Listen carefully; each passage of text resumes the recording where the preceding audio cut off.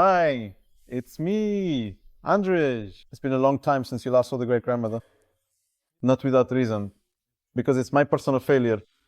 This whole project.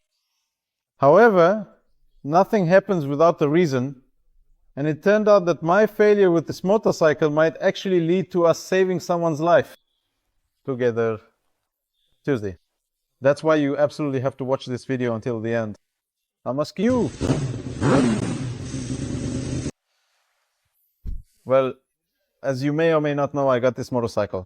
It was a surprise gift from my wife and my friends. I love this motorcycle just as much as I love the whole crew.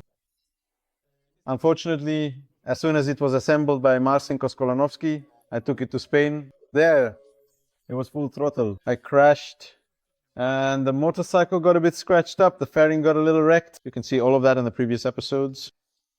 At the beginning of this year, since there was the pandemic and lockdown, and basically we were only going to be able to stay at home, and our entire motorcycle season was supposed to be cancelled, I figured I would have time to really fix up this motorcycle, take it apart, fine-tune it, and enjoy the process of rebuilding it.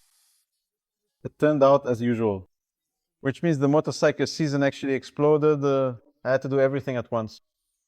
And on the day I wanted to take the motorcycle to the track, actually, a week before I wanted to take it to the track, it suddenly turned out that, of course, it was in total pieces and I had to do everything immediately. Unfortunately, that's a sloppy approach. Unfortunately, I've done this many times with motorcycles, but back in my stunt days, it wasn't a problem if the bike was a bit loose or not exactly perfect.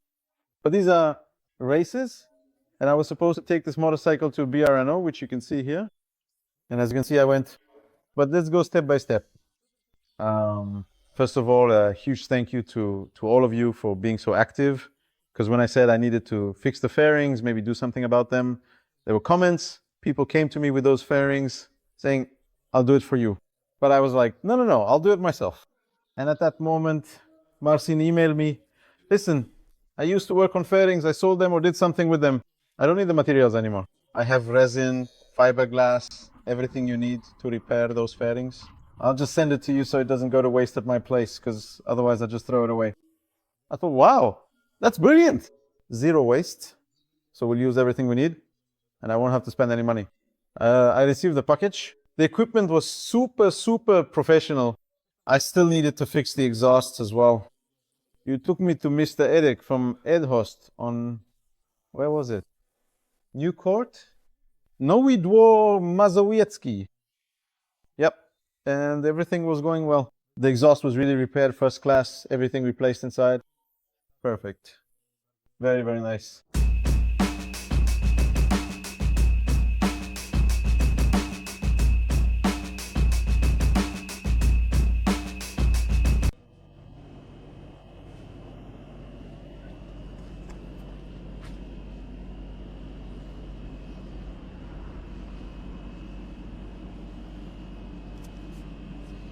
Perfect. Problem with these fairings. Yeah. I have absolutely no idea what I'm doing. I didn't have time to do it properly. And I just dropped by home thinking, okay, I have to take this motorcycle. Because the motorcycle was at my parents' garage, a few 100 kilometers from where I live now. I have to do this quickly. I'm taking it. I quickly patched up those fairings, then quickly sanded and painted them. At this point, I'd like to apologize to all aesthetes and professional painters. I don't have time. I'm doing it. Sorry. Really, I wanted to do it right. But it turned out as usual. The only positive thing about painting the fairings is that you also directed me to a paint shop, which turned out to be just an incredibly nice place. A shop for painters, both professionals and amateurs. And for me, I actually have a bit of a theory that in these places, if you work there for a number of years and keep mixing those paints, you become a happier person, let's put it that way. The gentleman there explained to me exactly what I would need to paint it properly, but of course I didn't do it properly, I just did it quickly, just to get it done. Yeah, so I patched up those fairings just to get by and painted them quickly, just to get it over with. I mean, you know, from 10, 15, 20 meters away, it doesn't look that bad. I knew it would end up like this. I'll just wipe it down with a cloth, and that's it. Oh, look. From this particular side, it truly does appear to be a very quick and straightforward job. But most importantly, everything is holding together quite well, which is truly what matters most in this particular situation. Besides that, I also changed the handlebars because the old ones were kind of patched together. So I took handlebars from Womet TH. Pro tip: how do you quickly remove the grips?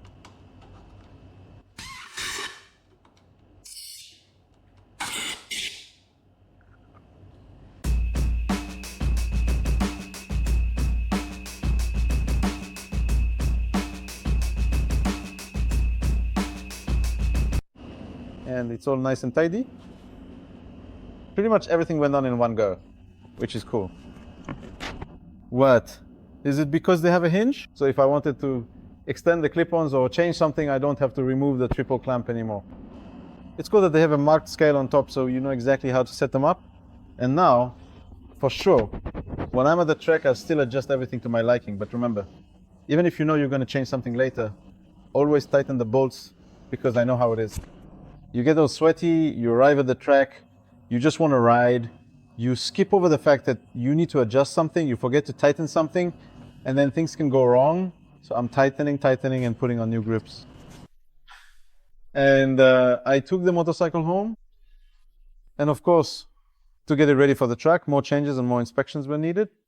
So I knew myself that the conditions in the underground garage weren't really suitable for that. So I just packed up the motorcycle and went to Kosa, to Marcin Kosa from Kosa Motorcycles. And I did it in his parking lot, right outside his workshop, because I knew that if I had any problems or wasn't sure about something, Marcin would just help me out.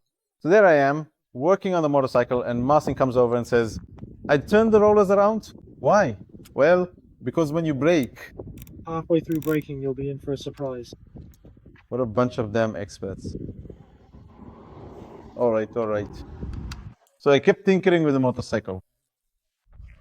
In a crisis situation, as usual. So today I'm heading out to BRNO, and the motorcycle is in such a state that there's only one place where I feel safe, and so does the R1 for that matter. That's how it is with an old motorcycle. If you're working on something like when I was putting on a little spring, it's worth paying attention and asking, hey, why is this spot so damp? Suddenly it turns out that the water pipe here has already decided to come loose. We wash and observe old motorcycles. Damn, I'm shaking the camera instead of using a brake cleaner. Always Motula. One day I will learn to be an Instagram influencer. Fixed. And the racing watering can? See, that watering can is used to fill up the radiators in motorcycles at the World Championships.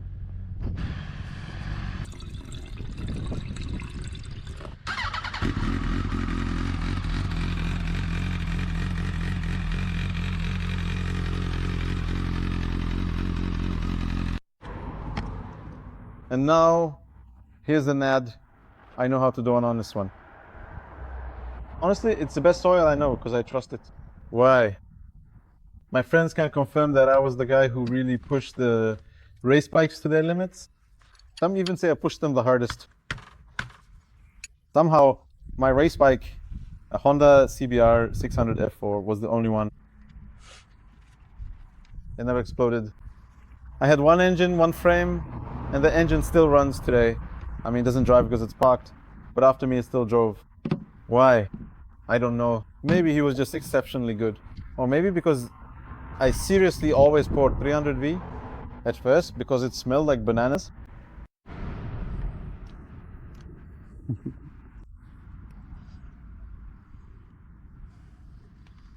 Bananas. And then simply because I completely trusted him, because this incredible bike truly held up so well, I'm therefore very happy that Motul is sponsoring this important project, because I can now confidently take the exact oil I want my R1 to have. What's so racing? Well, yes. Is this eco gravel so that if something drips, there is also... That's not real gravel, it's actually a mat that heavily imitates the look and feel of gravel. Why? Why is that so racing? I don't know. Unscrewing the filter with a screwdriver? That's racing too.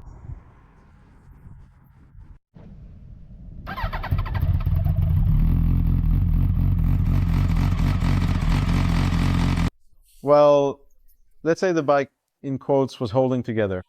I packed it into the van and we're heading to BRNO. I arrived at the track, checked a few more things on the R1. I went out for the first time and it turned out that, once again, my tinkering actually worked pretty well.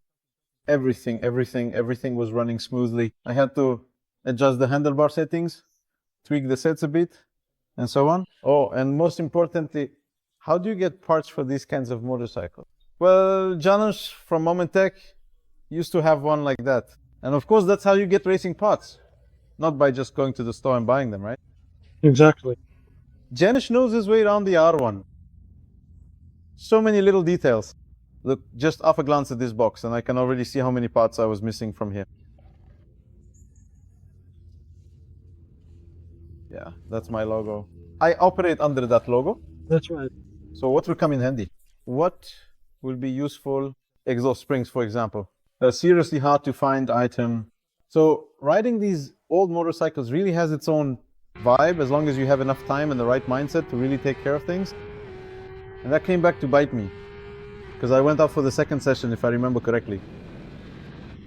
And the least pleasant thing that can happen on a racetrack happened. So I was riding, picking up more and more speed, getting better and better. Oh, this is going to be a wonderful day, a wonderful day. I go into the corner, grab the brake lever, and it goes. Luckily, it didn't go all the way in, but it did sink quite a bit. And at the end, there was still a little bit of braking left. And that was actually the second to last corner, right where the pit lane exit is in BRNO. And I just rolled off, and that was it. It turned out it was my own sloppiness, but you know what? See for yourselves. All right, that's quite enough with these half measures. Andreij was riding, and suddenly the lever just snapped. That means one thing. The brake pads were replaced, the fluid was changed. The culprit is negligence. The pads weren't cleaned, or rather the calipers, the pistons, probably one piston, because the previous pads weren't worn evenly. Probably one piston was sticking a bit, not retracting enough, holding the pads slightly, overheating the whole system, and that's why the lever went limp. Well, all right, that's enough. It was fun anyway. There's potential, I'll take a bit better care of it and it'll keep running. But for now, that's just how it is. That's life, as they say. Spare motorcycle. Yeah. So, if you're changing brake pads on a racing motorcycle, make sure to thoroughly clean the calipers. Pro tip, basic advice. Also, what's important, and you deserve this, because you keep asking about it. When the brakes failed on this motorcycle, I had a test Panigale V4 with me, so I had slicks for the R1. We put the slicks on the Panigale. And those were very, very enjoyable sessions with that motorcycle. It was just absurd, simply absurd how that Panigale was riding there. And that's when I decided that if I want to improve my skills well, I know I'm making excuses. But after all, this is my job. I have to ride motorcycles a lot in order to be able to tell you the truth about them. If I ride motorcycles a lot, the risk that something might happen increases. I don't have room for that risk, so I decided R1 is great. It will be my little gem that I'll ride from time to time. But for riding and training, I need to have a new, reliable motorcycle. And that brings us to the topic of the Ducati Panigale, which at this point, unfortunately, is completely irrelevant to me. But this story, well, the story will continue, although we'll see if what goes to the Panigale doesn't end up going back to this motorcycle. That will be a different thread. All right, so now we move on to the most important thing. This motorcycle needs to be done really properly, and this time we really will do it right, because the goal is much more noble than just riding the motorcycle for fun. Well, my dear friend, the person I sat with for 4 years in high school, has a daughter who unfortunately has been diagnosed with SMA. To be more precise, that's spinal muscular atrophy. It's a genetic disease. This person actually shaped me as well, in a way, because during the time when we were developing the most, when we were turning from boys into teenagers, and even a bit into men, we influenced each other a lot. We had a very, very, very strong impact on each other. And we can't just leave it like that, right? So we're gonna build this motorcycle, we'll work on it, we'll take it apart completely, down to the last piece. We'll take it to Marcin, a professional will handle it. We'll rebuild it, and in the end, you'll be able to bid on this motorcycle. And the entire amount from this motorcycle will be donated to Nina's fundraiser. They need to raise for a child's life, not that much, just 10 million zlotys. It's incredible that a child's life is only being valued now. As you know, when someone close to you faces such a problem, it turns out that so many people have these kinds of problems. So now I encourage you to visit Nina's fundraiser. But not only that, because there are many, many more children like Nina.